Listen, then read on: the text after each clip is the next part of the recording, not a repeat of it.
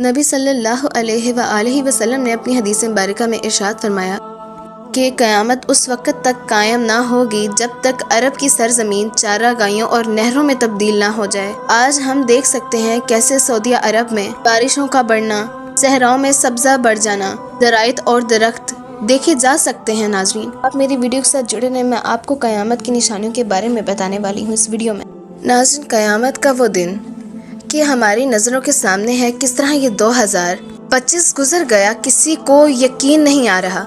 ये साल एक दिन की तरह, एक महीने की तरह या एक हफ्ते की तरह गुजरा है कि जिस तरह नबी मुस्तफ़ा सल्लल्लाहु अलैहि वसल्लम ने हज़ारों साल पहले इसकी पेशनगोई कर दी थी कि वक़्त अपनी हकीकत को ज़ाहिर कर देगा। हमें पता भी नहीं चला किस तरह 2025 गुजरा और 2026 हमारे सामने खड़ा है। अब चंद ही दिन बाकी हैं। नाज़रीन, आप बताएं कि नबी सल्लल्लाहु अलैहि वसल्लम की पेशन गोई सच नहीं थी? क्या आका ने जो 1400 साल पहले पेशन गोई की थी, क्या आज वह सच नहीं हो रही?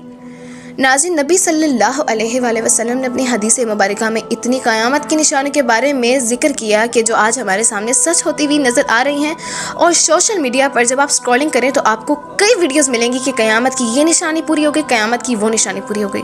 नाज़रीन, ये मैं अपने आप से एक बात नहीं कह रही, मैं कुरान और हदीस को पढ़कर और सुनकर आपको ये बात देती हूँ, आपकी तरफ ये बताती हूँ, आप लोगों तक ये पैगाम पहुंचाती हूँ ताकि रोज़े आखिरत अल्लाह वबारक व तआला मुझसे राज़ी हो सकें। क़यामत का दिन एक असल हकीकत है जिसके ऊपर यकीन करना मुसलमानों का अकीदा है। अल्लाह वबारक व तआला ने कुरान मजीद में और नबी मुस्तफ़ा सल्लल्लाहु अलैहि वसल्लम की हदीस मुबारका में क़यामत से पहले ज़ाहिर होने वाली अलामात का जिक्र पहले ही फरमा दिया ताकि इंसान गफलत से निकल कर अपनी इस्लाह कर ले। नाज़रीन, क़यामत की निशानियों की दो इक़साम हैं, मसलन के सगीरा निशानियाँ और कबीरा निशानियाँ।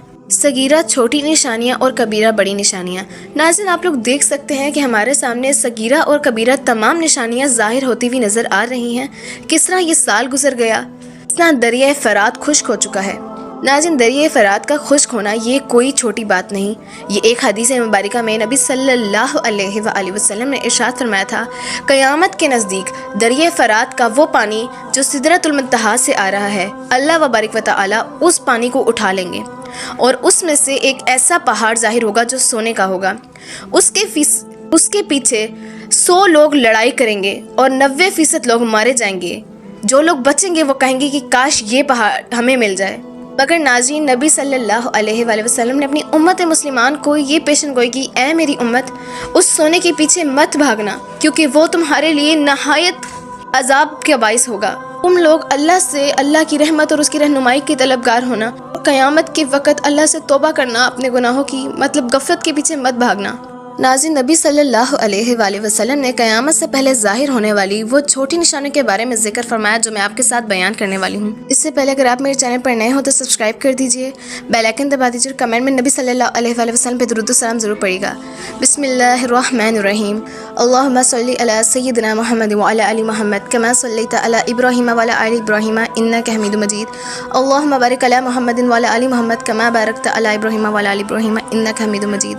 नाज़रीन, लाखों दरूद सलाम हो मेरे प्यारे आका मुस्तफ़ा सल्लल्लाहु अलैहि वसल्लम पर, जिन्होंने हमें नेक तालीमात दी और अल्लाह वबारक व तआला यानी हिदायत का रास्ता बताया। मैं आपके साथ क़यामत की छोटी और बड़ी निशानियों का जिक्र करने वाली हूँ। नबी सल्लल्लाहु अलैहि वसल्लम ने अपनी हदीस मुबारका में फरमाया, क़यामत से पहले जब ये छोटी निशानियाँ ज़ाहिर हों तो आप समझ लें कि क़यामत बहुत करीब है।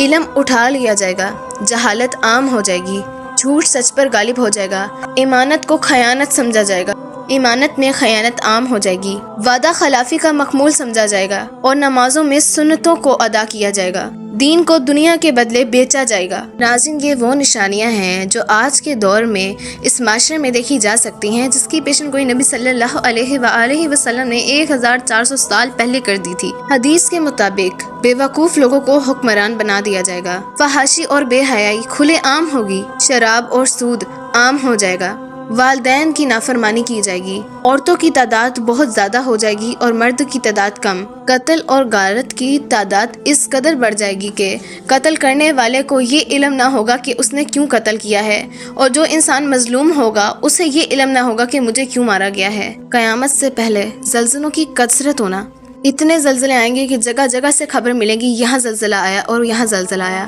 وقت کا اٹھ جانا، یعنی یہ وقت اپنی اصلیت ظاہر کر دے گا۔